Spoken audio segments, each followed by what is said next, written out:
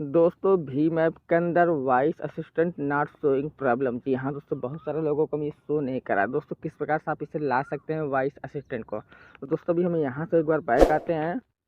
अभी दोस्तों क्या करना है कि आपको अपने प्ले स्टोर में आ जाना है। प्ले स्टोर में आने के बाद दोस्तों आपको यहाँ पे सर्च कर देना है भीम ऐप।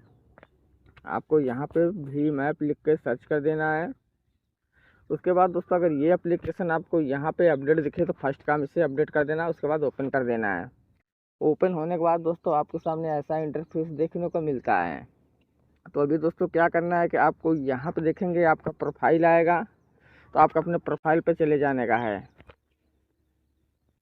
इस पर आने के बाद दोस्तों आपके सामने ऐसा इंटरफेस आता है। यहाँ ऊपर में आपका क्यूआर कोड शो करता है, तो आपको स्क्रॉल करके नीचे आ जाना है। नीचे आएंगे दोस्तों आपको यहाँ पे मिलेगा एक ऑप्शन सेटिंग करके, तो आपको सेटिंग पे आ जाना है। इस पर सेटिंग पे आने के बाद दोस्तों आपके सामने यहाँ पे ढेर सारे ऑप्शन आते हैं। आप यहाँ पे देख सकते हो ना, यहाँ पे आता है चेंज लैंग्वेज है, यहाँ पे बायोमेट्रिक है, यहाँ पे नोटिफिकेशन है, यहाँ पे थीम्स है। तो दोस्तों आपको बताना चाहता हूँ ना, यहाँ पे जो नोटिफिकेशन वाला ऑप्शन है दोस्तों, आपको इसी पे क्लिक करना है। इसको आपको चालू कर देना है, देख सकते हो। अब जैसे इसको चालू करते हैं तो आपको यहाँ पे लिखा है ना, are you sure your want भीम to read your out notification. तो यहाँ पे नीचे देखेंगे this feature been enable the भीम ऐप टू रीड, वहाँ पे आउट नोटिफिकेशन भी वर रिसीव मनी।